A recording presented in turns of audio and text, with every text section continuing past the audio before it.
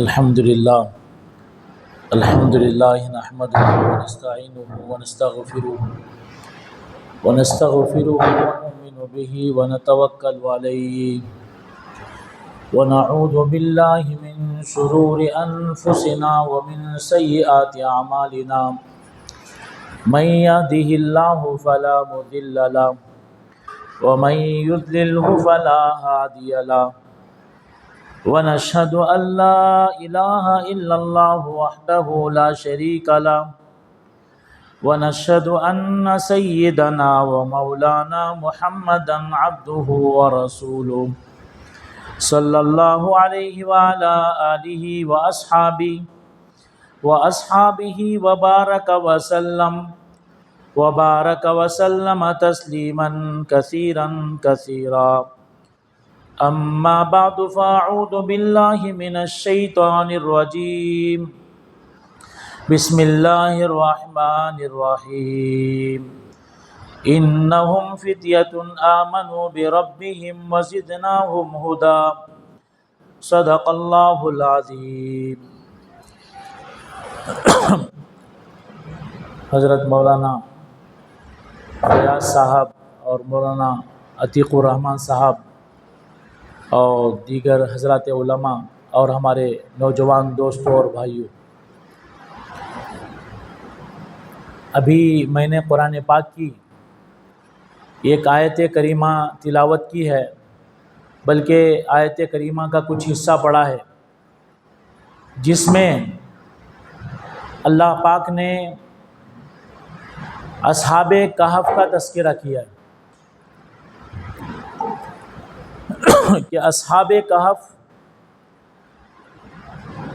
کے بارے میں اللہ نے فرمایا انہم فتیۃ آمنوا بربہم، کہ وہ جوانی سے بھرپور کچھ نوجوان تھے جنہوں نے اپنے رب پر ایمان لایا. انہم فتیۃ آمنوا بربہم، اللہ فرماتے ہیں کہ وہ چند نوجوان تھے جو اپنے رب پر ایمان لائے. یہ پھیکا ترجمہ ہے، اس میں مزہ نہیں ہے، اور قرآن کا مضمون بھی اس میں ادا نہیں ہوتا ہے.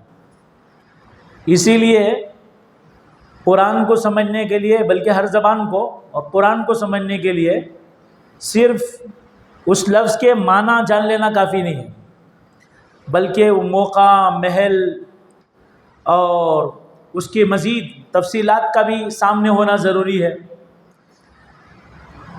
یہاں اللہ فرما رہے ہیں کہ انہم فتیۃ، کہ وہ کچھ جوانی کی صلاحیتوں سے بھرپور نوجوان تھے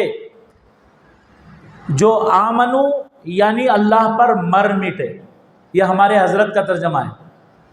حضرت نے ایک دفعہ اس کا ترجمہ فرمایا تھا مر مٹے، یعنی آمنو کا مطلب ہے مر مٹنا، جو مرے اور مٹے اللہ کے لیے. ایمان کی پوری تشریح اور تفسیر اس کے اندر ہے. ایمان کوئی بچوں کا کھیل نہیں ہے. مسلمان ہونا، مومن ہونا، یہ کوئی آسان چیز نہیں ہے. آپ مومن ہیں، مسلمان ہیں، اور میں مومن ہوں، مسلمان ہوں، الحمدللہ، اس لیے کہ اللہ کی مدد ہمارے ساتھ ہے اور اللہ کی خاص جو ہے رحمت ہماری طرف متوجہ ہے، ہمارے دلوں کی طرف متوجہ ہے، تب جا کے ہم مسلمان ہیں. ورنہ میرے بھائیوں، آپ ذرا سوچو، ہر زمانے میں، آج نہیں، یہ مضمون بعد میں آنا ہے، بس شروع میں اشارہ کر رہا ہوں میں کہ ہم سمجھ لیں کہ حالت اب بہت خراب ہے. حالت کچھ بھی خراب نہیں ہے، کچھ بھی خراب نہیں ہے. اس سے بھی بھیانک حالات جو ہے مسلمانوں پر آئے ہیں اور آتے رہتے ہیں. نوعیت الگ ہے، زمانہ الگ ہے، لیکن حالات مسلمانوں ہی پر آتے ہیں. اس کی مثال ایسے ہے جیسے چور ہے چور. چور کہاں جاتا ہے؟ جہاں دولت ہوتی ہے. بڑی بلڈنگ نظر آئی، محل نظر آیا، کوئی ارب پتی کروڑ پتی نظر آیا تو آدمی کیا کرے گا؟ اس کے گھر پہ ڈاکہ ڈالے گا. اور ارب پتی جا رہا ہے اور یا کوئی کام کرنے والا جا رہا ہے، اسے ٹارگیٹ کریں گے، ہے نا، اسے نشانہ بنائیں گے، کچھ کر کے اسے مار ڈالنے کی کوشش کریں گے، مقدمات میں پھنسا دیں گے. کیوں یہ سب ہوتا ہے؟ اس لیے کہ اس میں کچھ ہوتا ہے، اس میں کچھ ہوتا ہے. ایسے ہی یہ ایمان کے چور بھی وہیں آتے ہیں جہاں ایمان ہوتا ہے. جس کے پاس ایمان ہی نہیں ہے وہ چور کیوں آئے گا؟ ایمان ہی نہیں ہو تو چور کیوں آئے گا؟ آپ کے پاس ایمان ہے تو آپ کی موب لنچنگ ہوگی. آپ کے پاس ایمان ہے، بلڈوزر چلے گا. یہ بات کی بات ہے، اب بول دے رہا ہوں. آپ کے پاس ایمان ہے، NRC ہوگا، CAA ہوگا، اوقاف کے خلاف شرارتیں ہوگی، آپ کی مسجدوں کو، مدارس کو، خانقاہوں کو، مراکز کو، تنظیموں کو نشانہ بنایا جائے گا. آپ کے پاس ایمان ہے، آپ کے نوجوان سلاخوں کے پیچھے ہوں گے، آپ کے علماء سلاخوں کے پیچھے ہوں گے. اگر آپ چاہیں میں مسلمان بھی رہوں اور ہم سلاخوں کے پیچھے نہ جائیں، مسلمان بھی رہوں بلڈوزر نہ چلے، مسلمان بھی رہوں اور حالات نہ آئیں، تو ایسے آدمی نے ایمان سمجھا ہی نہیں، اسے ایمان معلوم ہی نہیں ہے. اس کے لیے پورا قرآن پڑھو، حضرت آدم علیہ السلام سے شروع کرو، حضرت نوح علیہ السلام کو پڑھو، حضرت صالح علیہ السلام کو پڑھو، حضرت موسیٰ علیہ السلام کو پڑھو، حضرت عیسیٰ علیہ السلام کو پڑھو، حضرت شعیب علیہ السلام کو پڑھو، اور حضرت زکریا علیہ السلام کو پڑھو، اور حضرت یحییٰ علیہ السلام کو پڑھو. ان کی پوری زندگیاں پڑھو. حضرت مریم کو پڑھو، حضرت آسیہ، فرعون کے گھر میں رہنے والی خاتون، ایک عورت ذات کتنی کمزور ہوتی ہے، اسے اردو میں صنف نازک کہتے ہیں.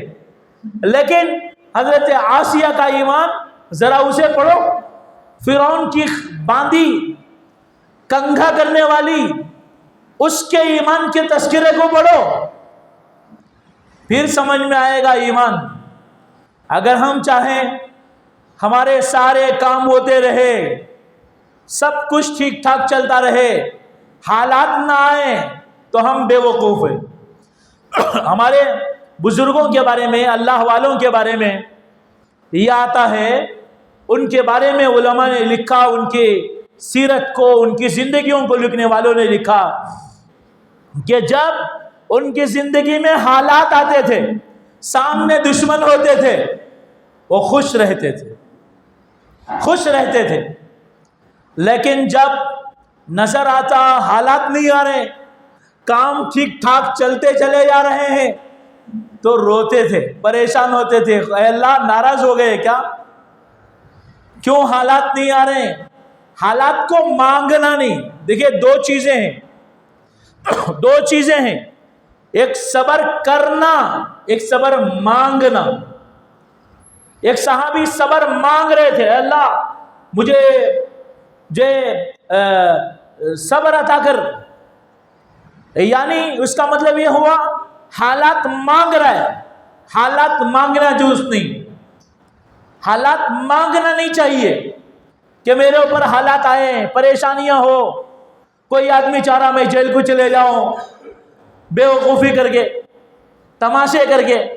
یہ کون سی عقل مندی کی بات ہے بھائی؟ کیا آپ نے کچھ تماشا کیا اور آپ اس کی وجہ سے کچھ شرارتیں کیا، کچھ الٹا سیدھا کر لے رہے ہیں، نقصان کر لے رہے ہیں؟ یہ درست نہیں. حالات مانگنا نہیں چاہیے، لیکن آ گئے تو گھبرانا نہیں چاہیے. آ گئے تو گھبرانا نہیں چاہیے، صبر کرنا چاہیے، پہاڑ بن جانا چاہیے استقامت کا، زبردست قسم کے پہاڑ. مومن جسم کے اعتبار سے کمزور ہو سکتا ہے، دل کے اعتبار سے، جگر کے اعتبار سے، دماغ کے اعتبار سے، سوچ کے اعتبار سے، اور اپنے جو منصوبوں پر جو ثابت قدمی اور جمے رہنے کے اعتبار سے مومن چاہے وہ ICU میں ہو، کوما میں ہو، ظاہری چیز طور پر اس کی باڈی، لیکن وہ کبھی بھی گھبراتا نہیں ہے، ڈرتا نہیں ہے، خوف، ڈر، بے ہمتی اس کے پاس سے بھی نہیں گزرتی۔ تو میں بہرحال کہہ رہا تھا کہ اللہ نے یہاں اصحاب کہف کا ذکر کیا۔ اصحاب کہف کون تھے؟ میں اسے تفصیلی نہیں بیان کروں گا، وقت بھی نہیں ہے، اللہ کہ آپ فجر تک بیٹھنا چاہیں تو مجھے کیا ہے، میرے پاس بھی اتنی طاقت نہیں ہے۔ تو اشارہ کر رہا ہوں میں، اصحاب کہف قرآن کریم کی ایک سورت ہے، سورہ کہف۔ اس کے بارے میں حدیثوں میں آتا ہے کہ جو شخص ہر جمعہ کو سورہ کہف پڑھے گا وہ دجال کے فتنے سے محفوظ رہے گا، اور یہ بھی آتا ہے جو روزانہ ایک مرتبہ سورہ کہف کی ابتدائی 10 آیتیں یا آخری 10 آیتیں، ابھی وقت نہیں ہے ورنہ میں آپ کو بتاتا کہ ان ابتدائی 10 اور آخری 10 آیتوں میں کیا ہے، اشارہ وہاں بھی کر دیتا ہوں۔ مادی چیزوں کا ذکر ہے، بلڈنگوں کا، مکانات کا، دنیا کا، پیسے کا، اس کا ذکر ہے، دنیا کا ذکر ہے، یہاں بھی وہاں بھی۔ درمیان میں اللہ نے 4 واقعے بیان کیے، اور ابتدا اور انتہا میں بتا دیا گیا ہے دجال کا جو دور آئے گا وہ مادیت کا مادیت کسے کہتے ہیں؟ چیزوں کی پرستش، بلڈنگ، پیسہ، عورت، حسن، لڑکی، شراب، زنا، بدکاری، برائی، یہ سب مادی چیزیں ہیں۔ انسان بلڈنگوں کے پیچھے پڑ رہا ہے، دولت کے پیچھے پڑ رہا ہے، عزت، شہرت، منصب، کرسی، ان چیزوں کے پیچھے پڑ رہا ہے، یہ سب مادی چیزیں ہیں۔ ان کے مقابلے میں روحانیت ہے، روحانیت کیا کہ اللہ سے تعلق، دین پر چلنا، اسلام کا فالو کرنا، اور اللہ کے نبی کی اور انبیاء کی تعلیمات کے مطابق زندگی گزارنا، اور جو ہے اب تک جتنے مسلمان گزرے بڑے بڑے ثابت قدم ان کی زندگیوں کا اتباع کرنا۔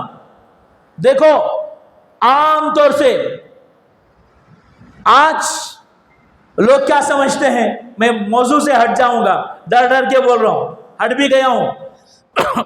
لوگ کیا سمجھتے ہیں؟ جس کے پاس پیسہ ہے اس کا مزہ ہے نا بھائی، آج کے زمانے میں پیسہ ہے تو بہت کامیاب، اچھی عورت مل گئی، یعنی دیکھنے کے اعتبار سے نیک نہیں، گوری، چپٹی، خوبصورت، چنچل مل گئی تو سوچتا واہ بہت کامیاب، جنت، یہ سوچتا ہے نا۔ پیسہ، عورت، کرسی، شہرت یہ مل گئی تو آدمی سوچتا میں کامیاب۔ اسی وجہ سے لوگ سیاست دانوں کو جو غلط ہیں، اور زیادہ تر غلط ہی، آج سارے فتنے، ساری برائیاں کہیں دیکھنا ہو تو آج کی سیاست دیکھ لو۔ حالانکہ سیاست غلط نہیں ہے، سیاست کرنے والے غلط ہیں۔ خلافت راشدہ کس کا نام ہے؟ سیاست ہی کا نام ہے۔ اللہ کے نبی مدینے میں جو گئے تو آپ نے کیا کی؟ سیاست ہی تو کی۔ تو سیاست کرنا غلط نہیں ہے، لیکن آج کے زمانے میں سیاست کا لفظ ہی غلط ہو گیا۔ لوگ کوئی غلطی کریا تو سیاست کر رہا تھے ایک بھائی بولتے، حالانکہ سیاست کے معنی جو انتظام کرنا، ملکوں کو چلانا، علاقوں کو چلانا، محلوں کو چلانا، گھروں کو چلانا، اس کا نام ہے سیاست۔ سیاست انتظام کرنے کا نام ہے۔ ملک کو چلاؤ، ملک میں کوئی غریب نہ ہو، ملک میں کوئی جو ان پڑھ نہ ہو، جو سب پڑھے لکھے ہوں، سب کو ایجوکیشن ملے اور جو تعلیم ملے، اور کوئی غریب نہ ہو، سب کی حالت اچھی ہو، سب کے پاس گھر ہو، سب کے لیے اچھا راستہ ہو، سب کو پانی فراہم ہو جائے، سب کو سہولتیں فراہم ہو جائے، اس کا نام ہے سیاست۔ اور خلافت راشدہ پڑھو، یہی ملے گا۔ حضرت ابوبکر کے زمانے میں، حضور کا دور تو چھوڑو، وہ تو ہے ہی، حضرت عمر کے زمانے میں، حضرت عثمان کے زمانے میں، حضرت علی کے زمانے میں، حضرت معاویہ کے زمانے میں، اور جو ہے ان تمام صحابہ اور بعد میں بھی جو خلفاء آئے اور جو مسلمان حکمران آئے، ان میں جو غلط تھے، لیکن ان کے اندر بھی بڑی خوبیاں تھیں۔ انہوں نے کیا کی؟ سیاست کی۔ اور دنیا میں ایک ملک نہیں، آج بعض سیاستدان ایک ملک چلا نہیں پا رہے، ایک ملک نہیں چلا پا رہے۔ ملک کی کرنسی پتہ نہیں کہاں قبرستان میں چلی جا رہی ہے، ملک کا امن غارت، ملک میں غربت بڑھتی چلی جا رہی ہے، اور ملک میں بدامنی، قتل، غارت گری، نشہ، زنا، بلاتکاری، یہ بڑھتی چلی جا رہی ہے۔ اب ایسے سیاستدانوں کو کون کہے گا سیاستدان اور کامیاب ہے؟ ناکام ہے، تھرڈ کلاس ہے وہ سیاستدان جو ملک میں امن قائم نہ کرے، جو ملک میں امن قائم نہ کرے، جس ملک میں سب کو ایجوکیشن نہ ملے۔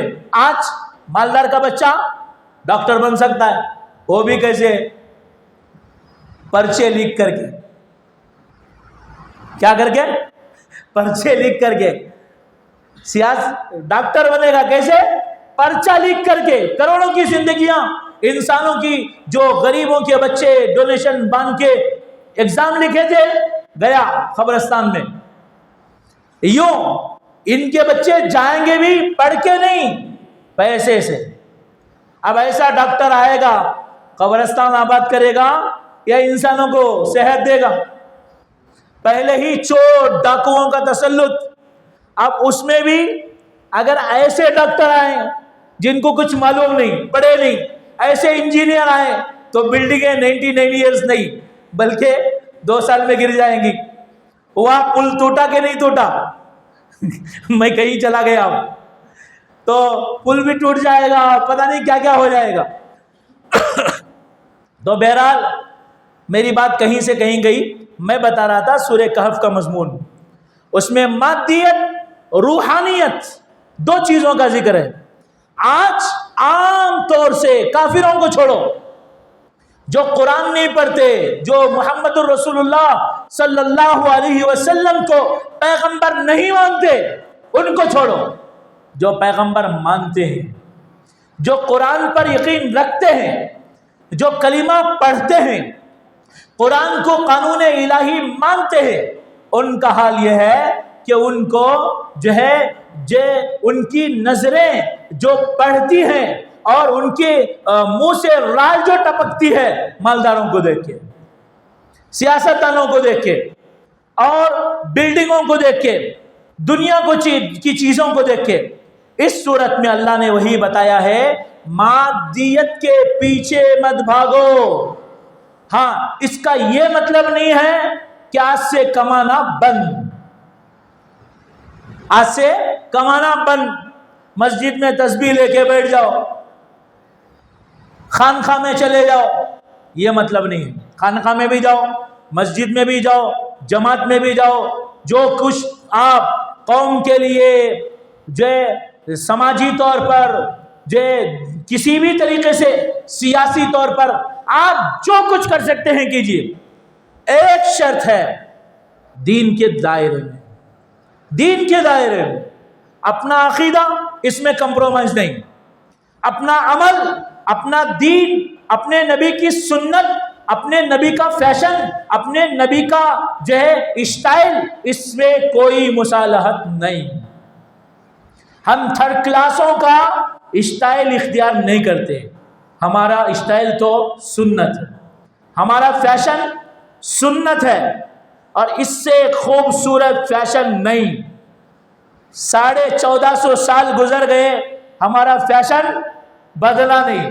یہ اتنے پھٹیچر ہیں، یہ کبھی پینٹ نیچے پھاڑتے ہیں، کبھی گھٹنے میں پھاڑتے ہیں، کہیں اور کبھی اور کہیں پھاڑ لیتے. رانوں تک پہنچ گئے ہیں، اب آگے کہاں تک جائیں گے معلوم نہیں. یہ اس معاشرے کا حال ہے میرے بھائیوں. آپ نوجوان ہیں، ذرا سمجھو. اپنی جینس پہن رہے ہیں، پتہ نہیں ایک کا حصے کا پینٹ اڑ گیا ہے، ایک کا نہیں ہے. کیوں؟ کسی زانی نے، یہ جو جن کو ہم آئیڈیل بناتے نا، دنیا بنا رہی، ہیرو بنا رہی. ہیرو خدا کی قسم وہ ہیرو نہیں، زیرو ہے، بلکہ زیرو بھی نہیں ہے. زیرو تو اگر اس کے سامنے اس سے پہلے ایک لگا دو تو وہ بڑھ جائے گا. یہ تو سراپا ناپا کی گندگی. ہیرو کون ہے؟ جو ان کہتے ہیں فلم ایکٹرز وغیرہ، یہ زانی ہے، زانی، زنا کرنے والے، بلاತ್ಕಾری کرنے والے. آج کہیں نرسوں کو، کہیں ڈاکٹروں کو، لیڈی ڈاکٹروں کو، کہیں کسی کو نشانہ بنا رہے ہیں. اور کوئی بے وقوف احمق انسانیت سے گرا ہوا، جس کا باپ بھی معلوم نہیں ہوگا، وہ کہتا ہے اسی محمد کی وجہ سے، نعوذ باللہ، صلی اللہ علیہ وسلم کہتا ہے دنیا میں بلاತ್کار ہو رہا ہے، دنیا میں بدامنی ہے. میرے نبی نے انسانیت کو انسانیت سکھائی، عورت کو عزت انہوں نے بخشی، انسانوں کو انسانیت انہوں نے سکھائی.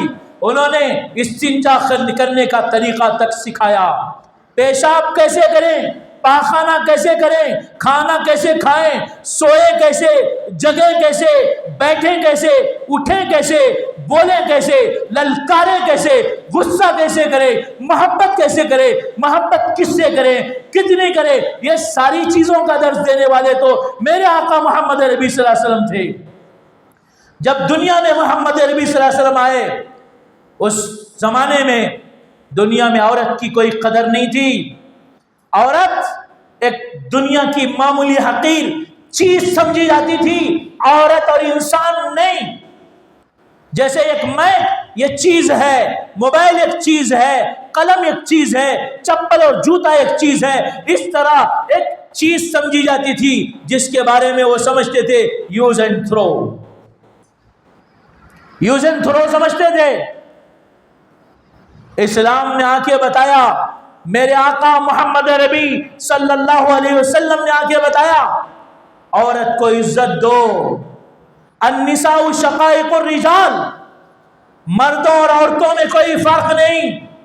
یعنی عزت کے اعتبار سے، انسان ہونے کے اعتبار سے، ورنہ فرق تو صاف نظر آتا ہے. عورت اور مرد میں فرق صاف ہے. مرد اور عورت کے کام الگ ہیں، ان کا وظیفہ الگ ہے. مرد کو اللہ نے طاقتور بنایا، عورت کو کمزور بنایا. مرد کا مزاج الگ، عورت کا مزاج الگ.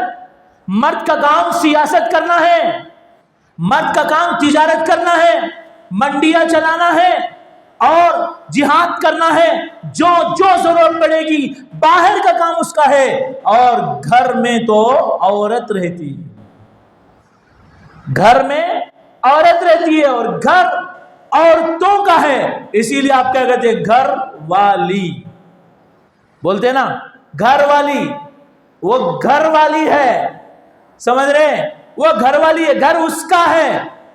آپ کی حکومت باہر، عورت کی حکومت گھر کے اندر.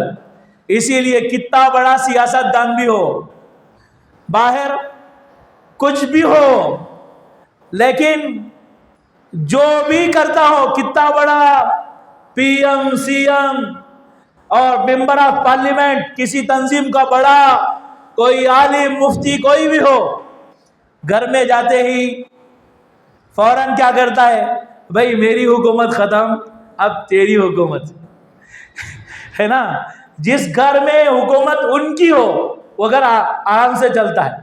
اور اس کا غلط مطلب بھی نہ لیا جائے, یعنی بیوی نماز نہیں پڑھ رہی تو ٹوکنا نہیں, گھر میں عورت کی حکومت بھائی, آپ بھی نماز نہیں پڑھ رہے ہیں, ٹی وی چل رہی ہے, نہیں وہاں نہیں, وہاں آپ مردانگی دکھاؤ, وہ مرد نہیں ہے. تو پھر سمجھ جاؤ کیا ہے, جو اللہ کے دین کے معاملے میں اپنی بیوی کو ڈھیل دے.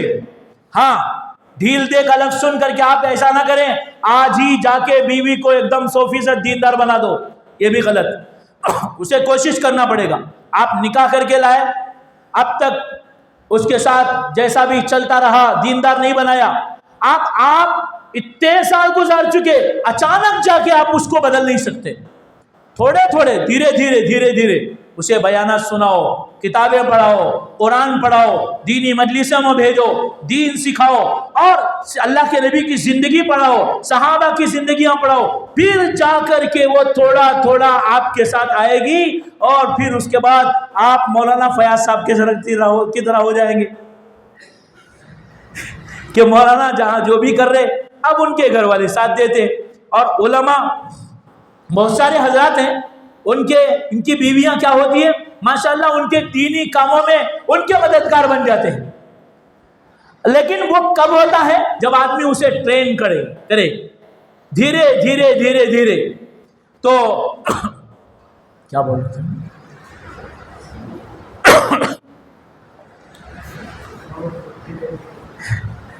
تو ابھی بول رہا ہوں.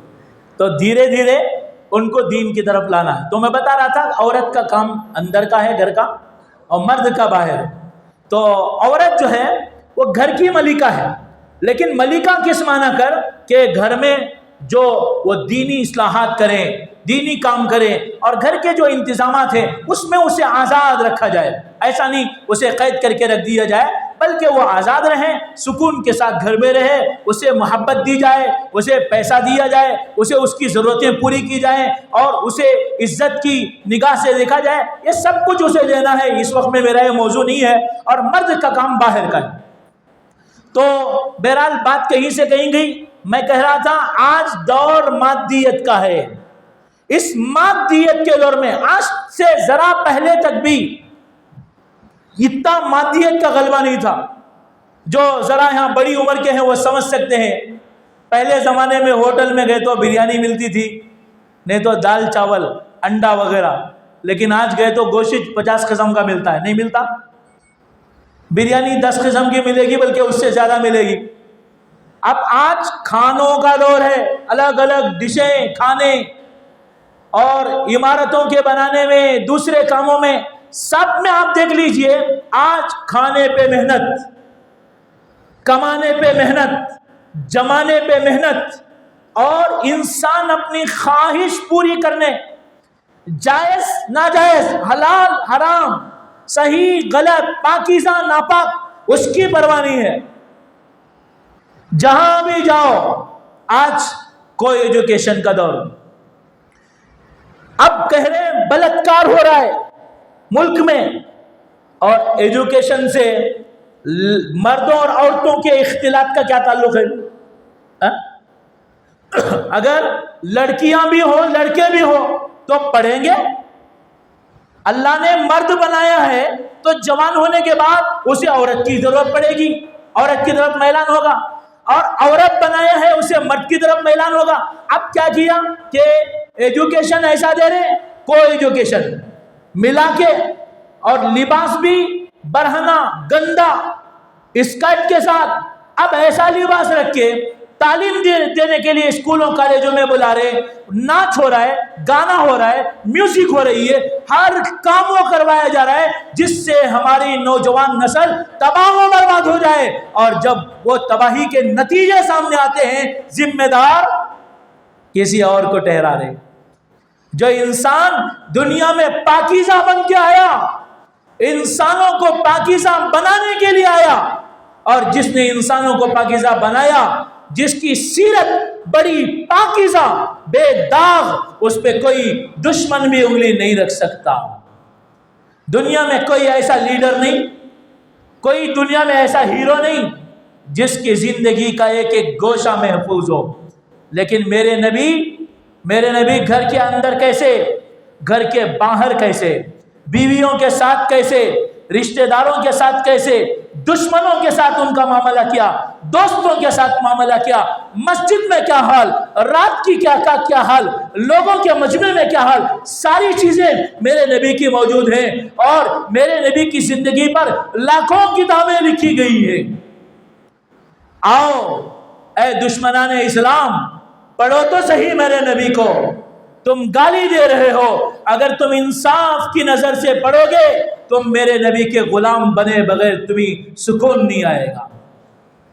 بس مصیبت یہ ہے کہ پڑھتے نہیں ہیں، سنا اور مان لیا، سنا اور مان لیا، ارے اس مسلمان ٹیررسٹ ہوتا ہے، اسلام ٹیررزم سکھاتا ہے، اور نبی کی تعلیمات ایسی ہیں۔ کسی غلط آدمی نے کہا ارے قرآن موجود ہے، عربی میں موجود ہے، اصل زبان میں موجود ہے، عربی زبان سیکھو، نہیں سیکھ سکتے، آؤ تمہیں چاہیے انگریزی میں، اس کے ٹرانسلیشن موجود ہے، اس کی تفسیریں موجود ہیں، اور پڑھو عبد الماجد دریابادی کی انگریزی تفسیر، جس کو پڑھ کے ہزاروں لوگوں نے اسلام قبول کر لیا ہے۔ انگریزی زبان میں پڑھو انہوں نے قرآن کی کیسے تفسیر کی۔ تم تیلگو میں چاہتے ہو، غالباً حضرت مولانا عبد الغفار صاحب رحمت اللہ علیہ ہے نا، تیلگو میں ان کا ترجمہ ہے، غالباً 100 کے قریب کتابیں ہیں ان کی تیلگو میں، لیکن اگر میں پوچھوں، معاف کرنا کتنے بھائی ایسے ہوں گے جو ان کو جانتے ہیں، ان کی کتابیں پڑھتے ہیں، ان کا ٹرانسلیشن چھپ رہا ہے بھی نہیں وہ بھی معلوم نہیں، اس کے علاوہ بھی تیلگو میں ترجمے ہیں، کنڑ میں ترجمے ہیں، ہر زبان میں، ہزاروں زبانوں میں ترجمے ہیں۔ میرے نوجوان دوستو، آپ برا نہ مانو اگر میری زبان سے کوئی ایسا جملہ نکلے جس سے آپ کو تھوڑی تکلیف ہو جائے، اس لیے کہ آپ اپنے کسی مخلص دوست بھائی کے ساتھ جب بیٹھیں گے تو وہ آپ کو آپ کی خامیاں ہی بتاتا ہے نا، کمزوری بتاتا ہے، دیکھ دوست تو بہت اچھا ہے، ذرا یہ ٹھیک کر لے، یہی تو بولے گا۔ میں آپ کا ایک دوست ہوں، بھائی ہوں، اور آپ نوجوان ہیں، آپ کا وقت دے کر آپ یہاں آئے ہیں، آپ نہیں اندازہ کر سکتے آپ میں سے ایک ایک کتنا قیمتی ہے، ایک ایک کتنا قیمتی ہے۔ دیکھنے میں مجمع چھوٹا لگ رہا ہے لیکن خدا کی قسم چھوٹا نہیں ہے، چھوٹا نہیں ہے۔ جب اسلام آیا تھا نبی کریم صلی اللہ علیہ وسلم صرف تنہا تھے، آپ پر وحی کا نزول ہو رہا ہے، آپ پیغام لے کے جب آ رہے ہیں میدان میں، آپ ایک تنہا ہیں، اور گھر میں حضرت خدیجہ ہے،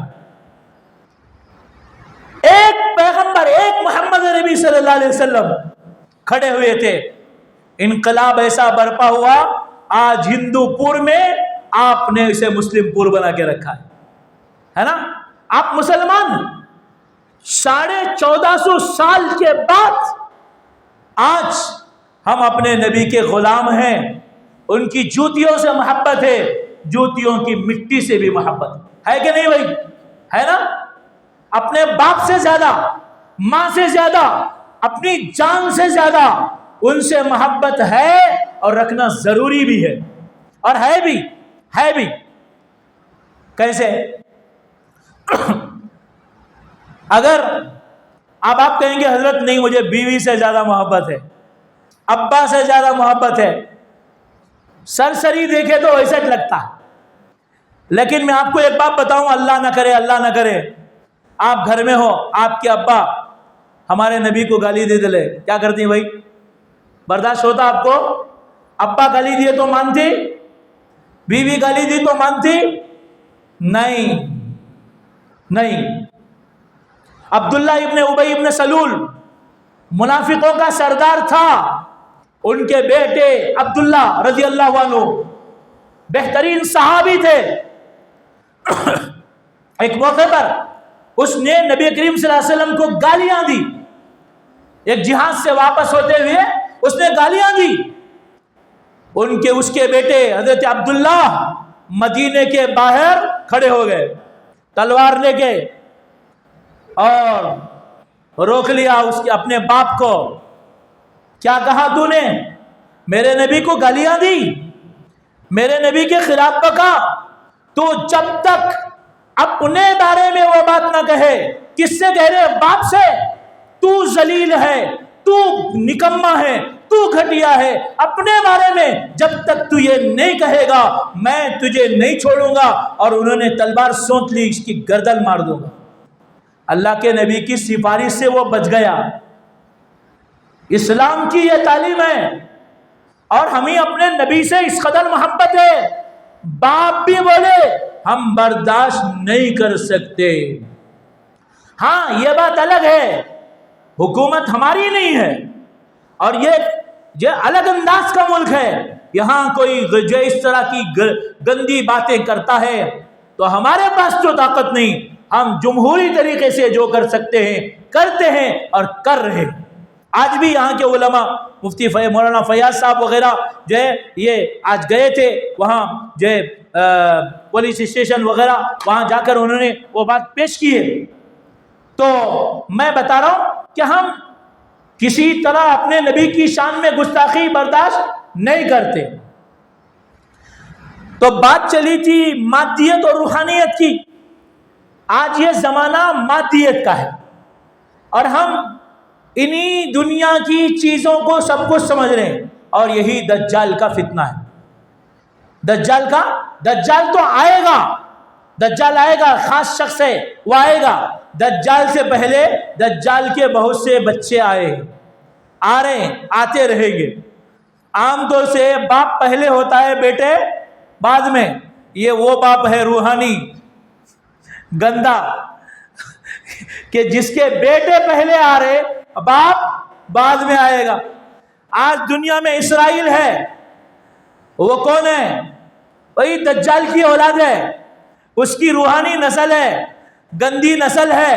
اور صرف اسرائیل میں نہیں، دنیا میں جہاں بھی اسلام کے خلاف مہازاریاں ہو رہی ہے اور جتنے ایسے لوگ ہیں جو اسلام کے خلاف بکنے والے، کہنے والے، لکھنے والے، کرنے والے، مسلمانوں کو نیست و نابود کرنے کی کوشش کرنے والے جہاں کہیں ہیں، جو کوئی ہے، وہ جو ہے وہ سب کے سب اس کے دجال کے بچے ہیں جو پہلے آ گئے. باپ بعد میں آ رہا ہے، پہلے بچوں کو بھیج دیا. چھوٹے چھوٹے کام کر کے یا بعد میں اسے بلائیں گے. چنانچہ ایئرپورٹ بھی بنا دیے ہیں، لط کے مقام پر سب کر دیے ہیں، سب تیاری چل رہی ہے. ان کو یقین ہے آئے گا دجال. اور ہم بھی حضرت عیسیٰ علیہ السلام کے منتظر ہیں اور ان سے پہلے حضرت مہدی کے منتظر ہیں. لیکن یاد رکھو علماء نے فرمایا ہے حضرت مہدی کے لشکر میں شامل ہونے کے لیے ایمان میں مضبوطی ضروری ہے. ہم خامخواہ خواب دیکھتے رہیں حضرت مہدی آئیں گے، حضرت عیسیٰ آئیں گے، ہم حضرت مہدی کے لشکر میں جائیں گے، یوں کریں گے، یوں کریں گے. نہیں، پہلے اپنا ایمان بناؤ، اپنا ایمان مضبوط کرو اور اپنی ذمہ داریوں کو سمجھو جیسے اصحاب کہف نے سمجھا تھا. اصحاب کہف ان کا ذکر کر رہا تھا، وہ اللہ کے نبی کے زمانے سے پہلے عیسائیت کا جب دورہ تھا تو اس زمانے میں وہاں کفر اور شرک کا ماحول تھا.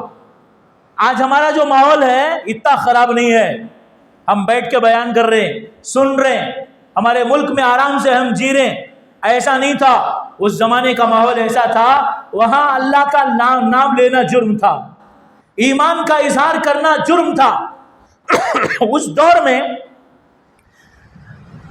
جب ہر طرف شرک اور کفر تھا، حکومت بھی کافروں کی، مشرکوں کی تھی، اس زمانے میں ایسا ہوا کہ کچھ نوجوان پلاننگ سے نہیں، منصوبہ بندی سے نہیں، بلکہ اللہ کی طرف سے، اللہ کی طرف سے. اللہ کی طرف سے کیا ہوتا ہے معلوم؟ اللہ جو ہے اللہ یجتبی الیہ من یشاء ویہدی الیہ من ینیب، یہی ہے نا آیت. تو یہاں اللہ فرماتے ہیں اللہ یجتبی الیہ من یشاء، اللہ جسے چاہتا ہے جذب کر لیتا ہے، کھینچ لیتا ہے.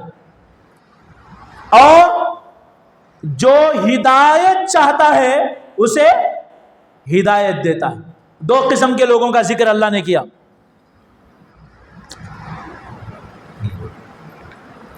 دو قسم کے لوگوں کا،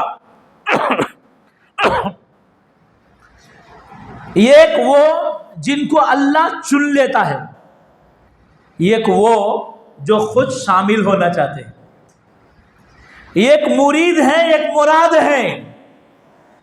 جیسے حضرت عمر رضی اللہ عنہ کا واقعہ، حضرت عمر رضی اللہ عنہ تلوار لے کے گھر سے اسلام قبول کرنے نکلے تھے یا اسلام کو ختم کرنے نکلے تھے؟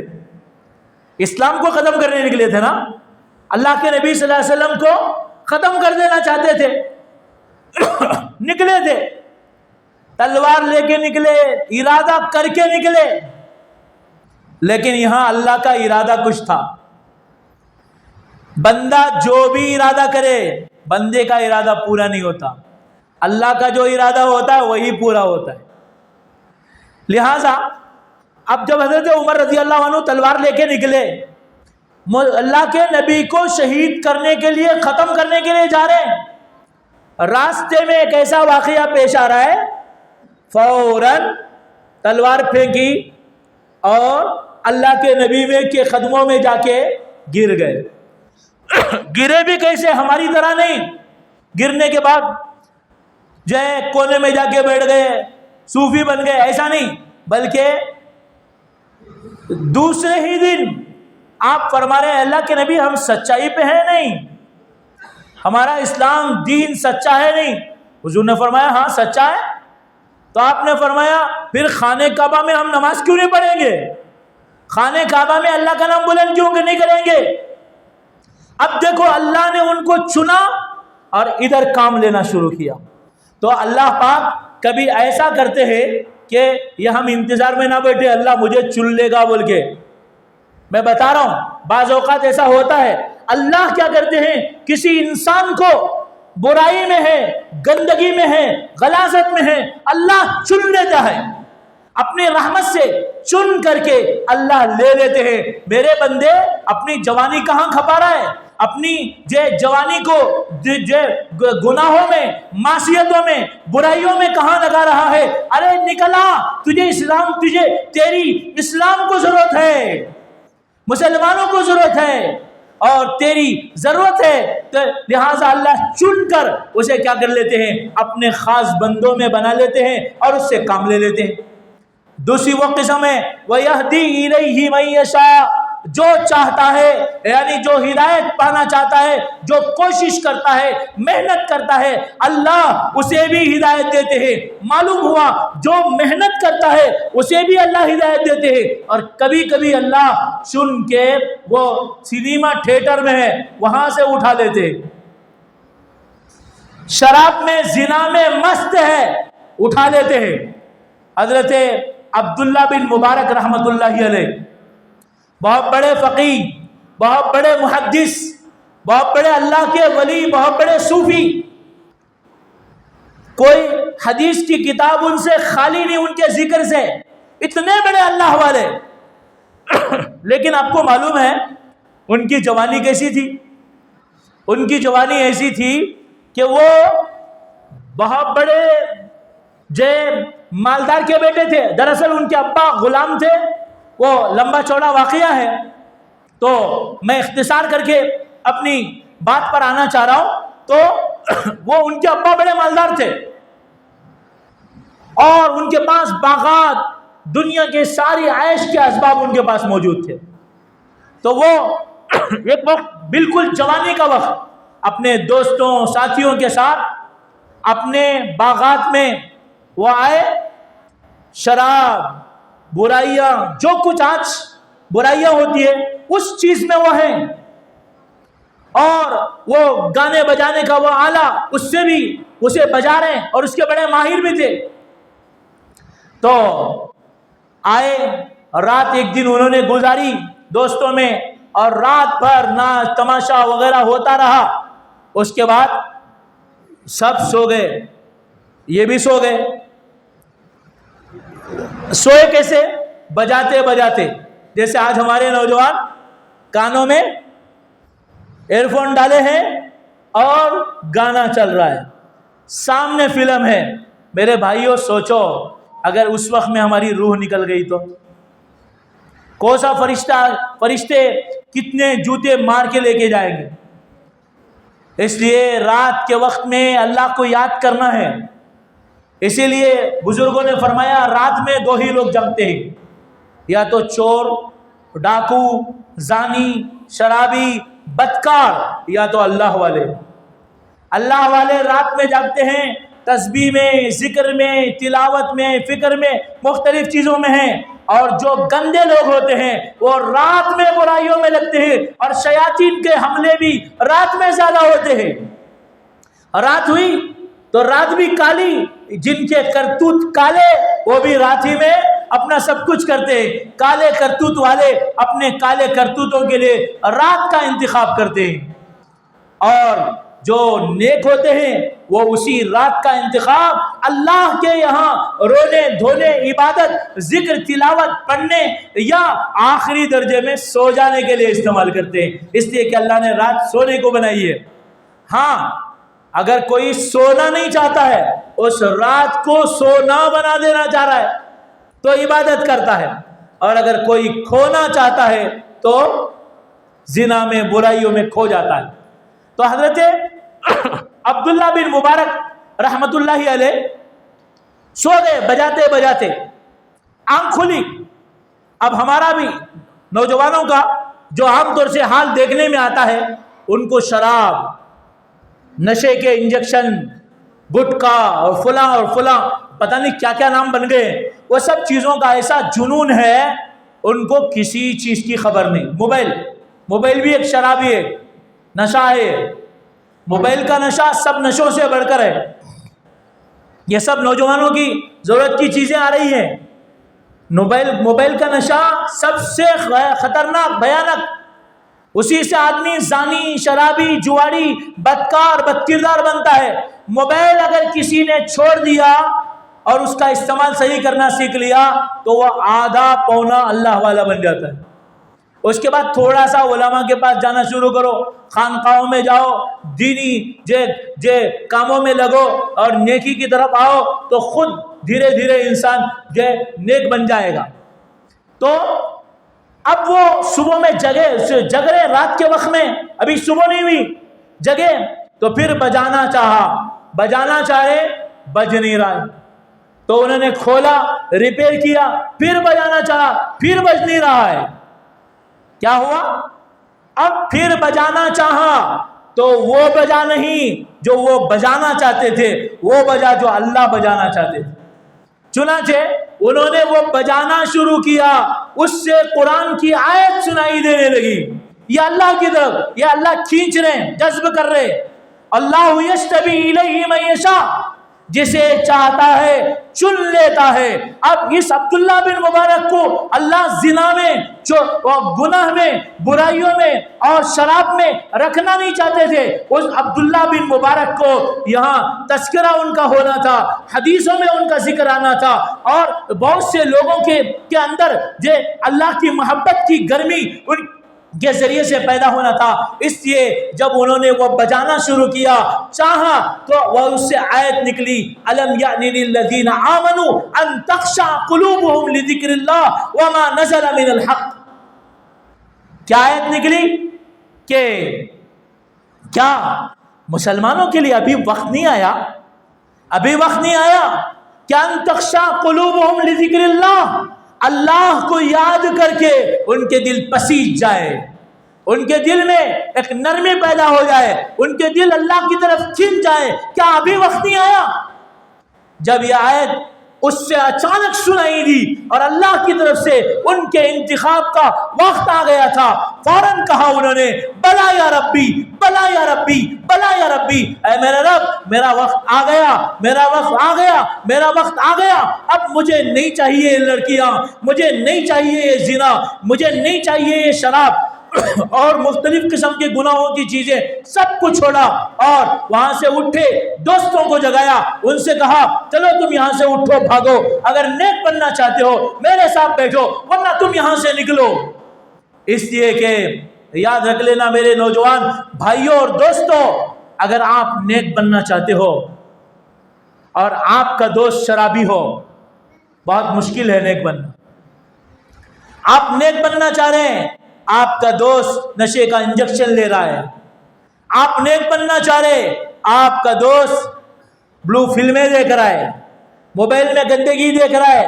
ایسے کی دوستی آپ کو نیک نہیں رہنے دے گی، نہیں رہنے دے گی.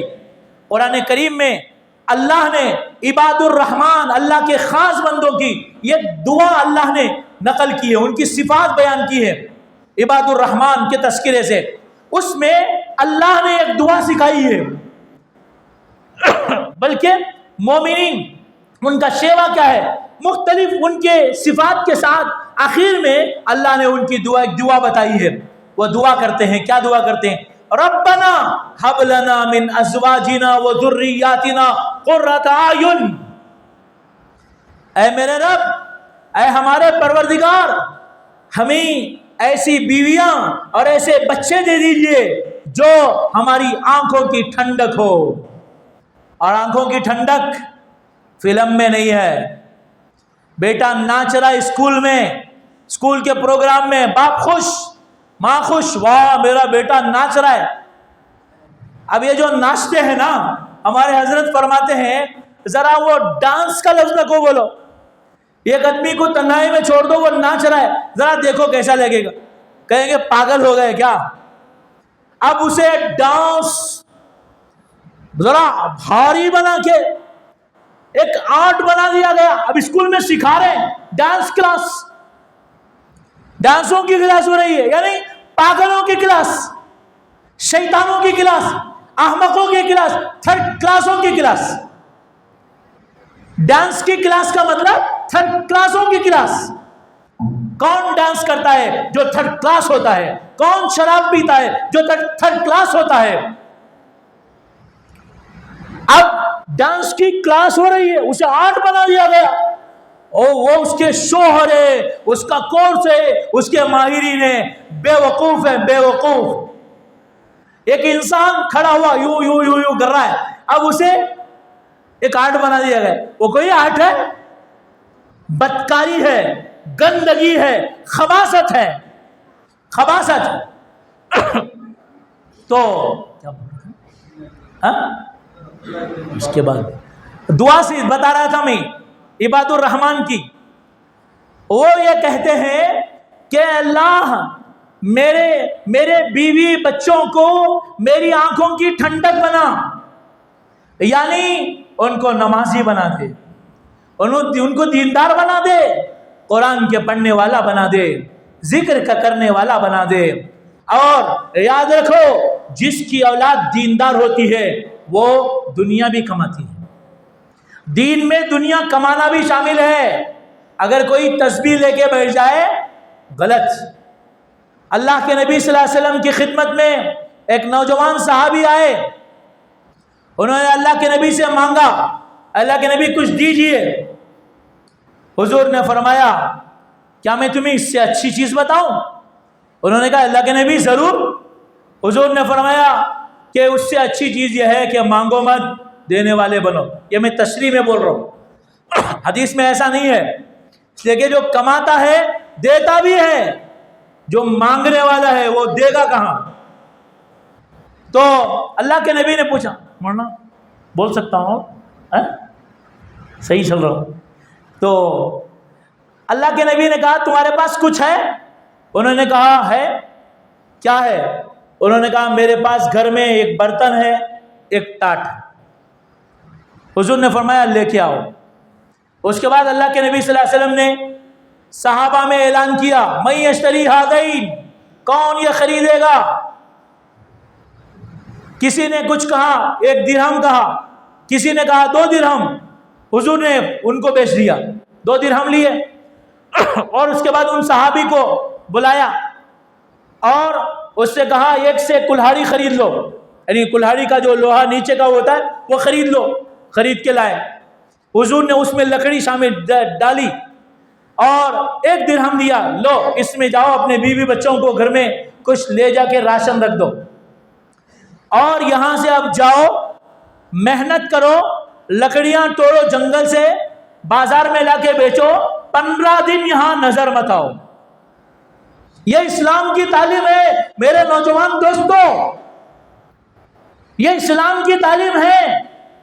20 سال کا نوجوان آوارہ گھوم رہا ہے، 25 سال کا نوجوان آوارہ گھوم رہا ہے، 30 سال کا نوجوان آوارہ گھوم رہا ہے۔ قوم ترقی کہاں کرے گی؟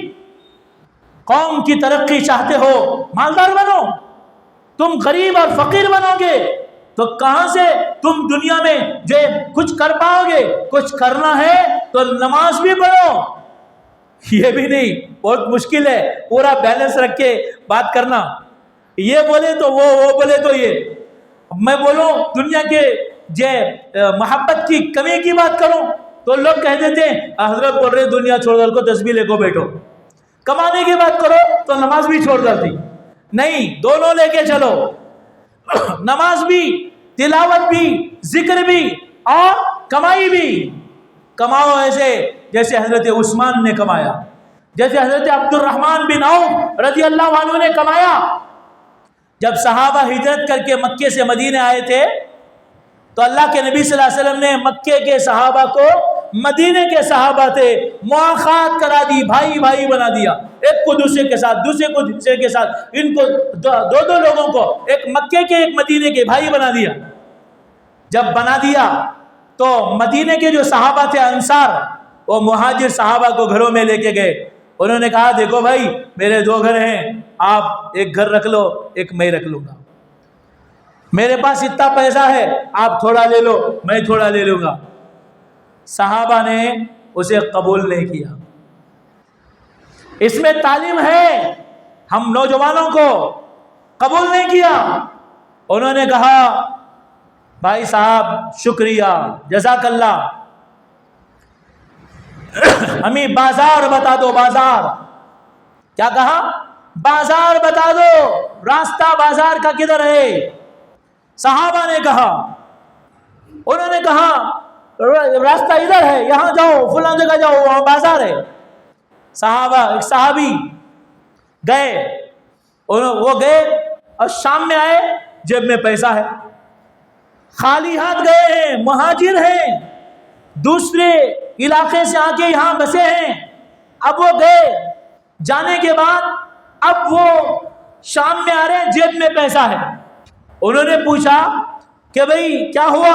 انہوں نے کہا میں یہاں سے گیا، میں نے کچھ غلہ وغیرہ کوئی چیز، ایک انصاری صحابی، اس لیے کہ انصار جو صحابہ تھے کھیتیوں والے تھے، باغات والے تھے، ان سے انہوں نے خریدا، بھئی مجھے کھجور دے دو، قرضے میں کھجور دے دو، لے لیا، مجھے دے دو، بیچ کے بعد میں آپ کا پیسہ دے دوں گا۔ ادھار لیا، اس کے بعد بازار میں گئے، نفع میں بیچا، اصل پیسہ واپس کر کے نفع جیب میں لے کے گھر کو واپس آئے۔ یہ اسلام کی تعلیم ہے، اسلام کی تعلیم ہے۔ کام چور بننا اسلام کی تعلیم نہیں۔ آج ہمارے بہت سے نوجوان کام چور ہو گئے، باپ بیچارہ بوڑھا محنت کر کے پال رہا اس کو، اور یہ صبح سے شام تک موبائل، لڑکی، نشہ، فلاں اس میں لگا ہوا ہے۔ ارے بوڑھے باپ نے اتنی خدمت کی، اتنا کمایا، محنت کی، سب کچھ کیا، اس بیچارے باپ کو اپنی آخرت بھی تھوڑی بنانے دے دو۔ اور تم جاؤ بازار میں، کماؤ، محنتیں کرو۔ تو میں اس صحابی کا واقعہ سنا رہا تھا، اللہ کے نبی نے کہا 15 دن نظر نہیں آنا، 15 دن کے بعد آ رہے، ان کی جیب میں پیسہ بھرا ہوا ہے۔ یہ اسلام کی تعلیم ہے۔ لہذا اسلام یہ کہتا ہے کماؤ بھی، جماؤ بھی، یہی دنیا ہے۔ دنیا یہ نہیں ہے شراب پیو، دنیا یہ نہیں ہے زنا کرو، دنیا یہ نہیں ہے کہ برائی کرو، نماز چھوڑ دو، دین چھوڑ دو، یہ دنیا نہیں ہے۔ دین بھی کرنا، دنیا بھی کرنا۔ لوگ بولتے ہیں حضرت دین بھی کرنا، حضرت دنیا بھی کرنا۔ اس کا کیا مطلب سمجھتے ہیں؟ دین کرنے کا مطلب نماز پڑھ لو، دین کرنے کا مطلب کبھی جماعت میں چلے جاؤ، دین کرنے کا مطلب کبھی خانقاہ میں چلے جاؤ، دین کرنے کا مطلب کبھی صدقہ بھی دے دو۔ دنیا کرنے کا مطلب بیٹی کی شادی کرے تو پورا الٹا سیدھا رسومات، بدعات، خرافات کے ساتھ شادی کرو۔ اور دنیا کرنے کا مطلب یہ ہے پردہ نہ کرو، دنیا کرنے کا مطلب یہ نہیں ہے دین پہ نہ چلو، یہ مطلب نہیں ہے۔ دنیا کرنے کا مطلب یہ ہے اچھا کھاؤ، بادامی کھاؤ، بریانی کھاؤ، گوشت کھاؤ، طاقتور چیزیں کھاؤ، مقویات کھاؤ۔ آج کے زمانے میں ہر چیز میں ملاوٹ ہے، اس لیے پہلے زمانے میں صوفیہ یہ کہتے تھے کم کھاؤ، آج کہتے پیٹ بھر کے کھاؤ، جی بھر کے مت کھاؤ۔ دولت سب اس کے پاس ہو، ایسے شخص کو فتن کہتے ہیں۔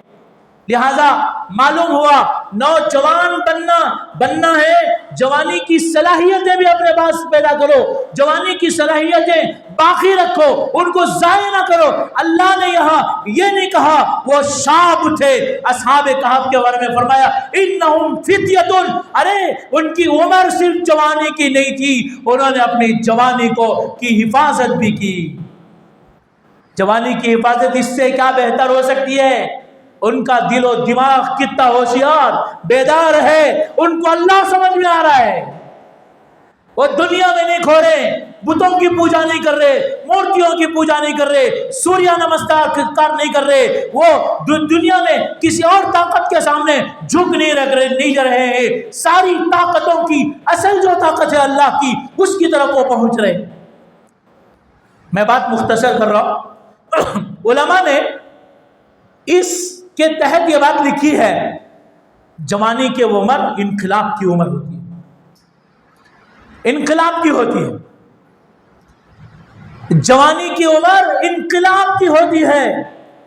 معاشرے میں جہاں کہیں اچھائی آتی ہے نوجوانوں سے آتی ہے، برائی آتی ہے نوجوانوں سے آتی ہے، اچھا انقلاب برا انقلاب نوجوان برپا کرتے ہیں۔ غزہ کا حال دیکھ لو، کون ہے وہ سب؟ نوجوان حافظ قرآن، انہوں نے وقت کے ظالم جابر حکمرانوں سے اور طاقتوں سے ٹکرانا چاہا اور ٹکرا رہے ہیں۔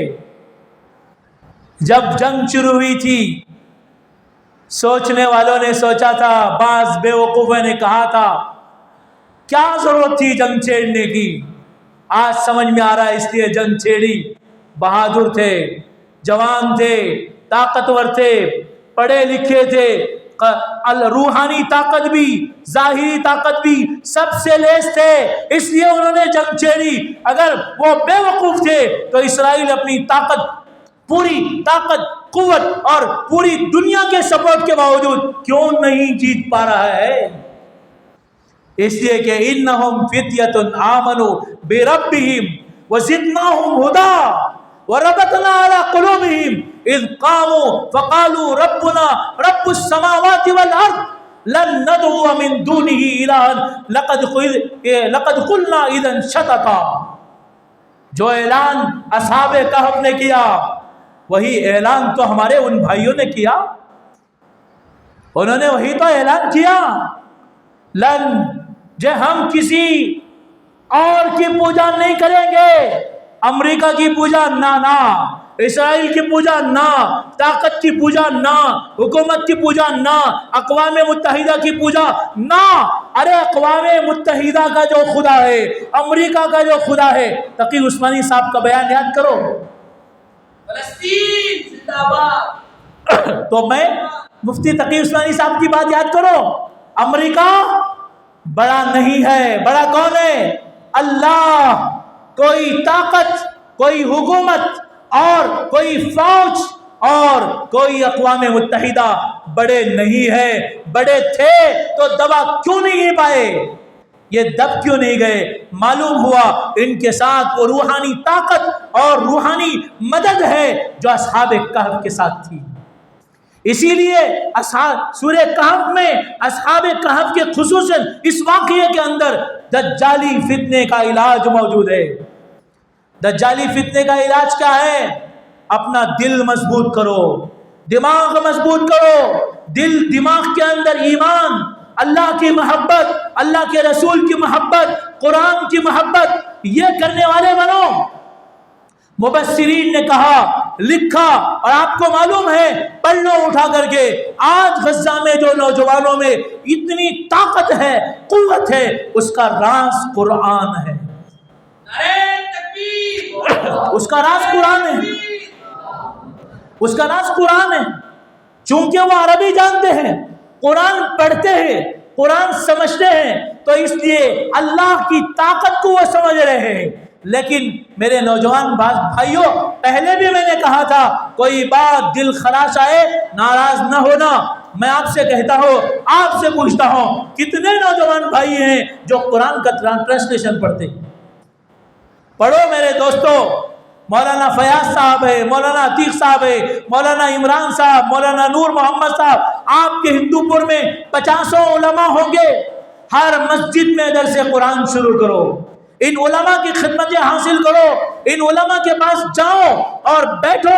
یاد رکھو، قرآن پڑھو گے، قرآن سمجھو گے، انقلاب آئے گا، ہمارا ایمان مضبوط ہوگا۔ خدا کی قسم، قرآن کے پڑھنے سے، قرآن کے پڑھنے سے، جب آپ براہ راست قرآن کو پڑھو گے، علماء کے پاس بیٹھ کے، آپ انگریزی میں جس زبان میں ٹرانسلیشن پڑھ سکتے ہیں پڑھو، ان علماء کے پاس بھی آؤ اور ان کو کہو، حضرت ہفتے میں 1 دن یا روزانہ، ہمارے بعض علماء بعض جگہ روزانہ درس قرآن دیتے ہیں، یہاں بھی ہوتا ہوگا۔ میں علماء سے بھی گزارش کرتا ہوں، آپ نوجوانوں سے بھی کہتا ہوں، علماء اس لیے آگے نہیں بڑھتے کیا آپ نہیں چاہتے؟ دیکھیے، آج بھی چاہتے تو مسجد بھر سکتی تھی، پھر بھی ماشاءاللہ بہت بڑی تعداد ہے، لیکن ہمارے اندر طلب کی کمی ہے۔ لیکن کم سے کم آپ اسی مسجد کو مرکز بنائیے، یا تمام مسجدوں کو مرکز بنائیے۔ ہر مسجد میں نماز بھی، تلاوت بھی، ذکر بھی، خانقاہ بھی، تبلیغی کام بھی، اور وہاں مکاتب کا نظام بھی، وہاں درس قرآن بھی، درس حدیث بھی، یہ نظام شروع کرو۔ آپ کالج پڑھ رہے ہیں، آپ یونیورسٹی میں پڑھ رہے ہیں، آپ اسکول میں پڑھ رہے ہیں، آپ جو کچھ بھی دنیا کے جھمیلوں میں ہو، آپ عشاء کے بعد، مغرب کے بعد، ہفتے میں کم سے کم 1 دن یا روزانہ آپ ایک نظام شروع کرو۔ نوجوانوں اکٹھا ہو جاؤ، کسی عالم دین سے قرآن کا درس سنو، آپ کہو، حضرت آپ آیتیں پڑھو، ترجمہ کرو، ہمیں سمجھاؤ اور ہمیں قرآن سے قریب کر دو۔ پھر آپ دیکھیے ہماری زندگی میں انقلاب آتا ہے کہ نہیں آتا۔ لیکن ہماری مشکل یہ ہے، ہم قرآن پڑھتے نہیں، ہمارے پاس قرآن پڑھنے وقت نہیں۔ ابھی ربیع الاول کا مہینہ ختم ہوا، ربیع الثانی شروع ہوا، کتنے ہمارے بھائی ایسے ہیں اللہ کے نبی کی سیرت معلوم، اب کسی بیوقوف نے اللہ کے نبی کو گالیاں دے دی، ہم بھڑک رہے ہیں، سب کچھ کر رہے ہیں، لیکن کرنے کا جو اصل کام تھا وہ یہ تھا، ہم اللہ کے نبی کی سیرت کم سے کم آج پڑھتے، اب تو پڑھتے۔ ارے تیلگو میں پڑھیں گے، ارے ابھی مولانا نے مجھے دکھائی ایک کتاب، علی میاں صاحب کی اتنی موٹی کتاب، تیلگو میں ٹرانسلیشن موجود ہے، آپ پڑھو، تیلگو جانتے ہیں، انگریزی میں موجود ہے، اردو میں موجود ہے، آپ اردو سیکھو۔ یہ بھی یاد رکھو، اردو کا سیکھنا ضروری ہے۔ انشاءاللہ کل ایک جگہ گفتگو ہے، وہاں اس میں بھی گفتگو کروں گا۔ اردو زبان سیکھنا ضروری ہے۔ اپنے آپ کو بچانا چاہتے ہو، اپنے ایمان کی حفاظت کرنا چاہتے ہو، اپنے معاشرے میں انقلاب چاہتے ہو، قرآن سے اردو سیکھو۔ حقیقت یہ ہے، اردو نہیں عربی سیکھنا ہے۔ اسلام کی زبان، قرآن کی زبان، حدیث کی زبان، اور قرآن و حدیث کی تشریحات کی اصل زبان قرآن عربی ہے، عربی سیکھنا ہے۔ لیکن عربی زبان میں آپ کو پڑھنا بھی سیکھنا، بولنا سمجھنا بھی سیکھنا۔ اس کے لیے ہم علماء کہتے ہیں، چلو کم سے کم عربی نہیں سیکھ سکتے تو اردو سیکھ لو۔ اردو اس لیے آپ کو پڑھنا آ گیا، سمجھ میں آ رہی کہ نہیں؟ میں اردو میں تقریر کر رہا ہوں، سمجھ میں آ رہا نا؟ اب میں معرف القرآن پڑھ کے پڑھو، آپ کو سمجھ میں آ جائے گا، ٹرانسلیشن پڑھو، سمجھ میں آ جائے گا۔ تو آپ کو اگر عربی سیکھیں گے تو ڈبل کام ہے، ایک پڑھنا سیکھنا، دیکھ کے لکھنا سیکھنا، دوسرا سمجھنا سیکھنا، اس کے معنی سیکھنا۔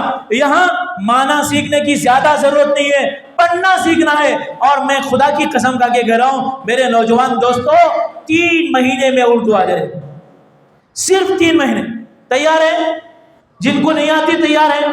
ذرا ہاتھ اٹھا دیجئے، کون کون سیکھیں گے؟ کوئی شرم کی بات نہیں ہے۔ دیکھو موبائل خرید کے لاتے ہیں، ہاتھ چھوڑی، موبائل خرید کے لاتے ہیں، ابا 60 سال کے بڈھے ہو گئے، दाढ़ी सफेद, मोबाइल लेको आए।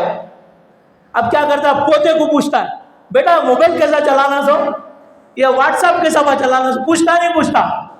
वहां भी तो सीख रहा उन्हें, व्हाट्सएप चलाना सीखा तो शर्म नहीं, कुरान सीखा तो शर्म, उर्दू सीखा तो शर्म।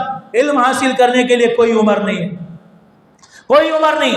जिनको उर्दू नहीं आती कल ही से कोशिश करो, उलमा के पास जाओ, आधा घंटा हफ्ते में 2-4 दिन भी अगर निकाल लोगे 3-4 महीने आपको उर्दू आ जाए। तो बहरहाल मैं असहाबे कहफ का तज़किरा कर रहा हूँ। असहाबे कहफ के बारे में अल्लाह ने फरमाया वो नौजवान थे, जवानी की सलाहियतों से भरपूर थे, भरपूर जवानी की सलाहियतों वाले नौजवान ये आए, अलग हो गए। अब उसके बाद अल्लाह ने उनकी बड़ी मदद की। क्या मदद की कि वो दुश्मन बन गए थे, अल्लाह ने उनकी हिफाजत की, वो गार में छुपे रहे और उसके बाद 300 साल तक अल्लाह ने उनको सुलाए रखा। और उसके बाद जब उनको जगाया तो पूरा मुल्क कौन बन गया था, 20 साल में जवान हुआ।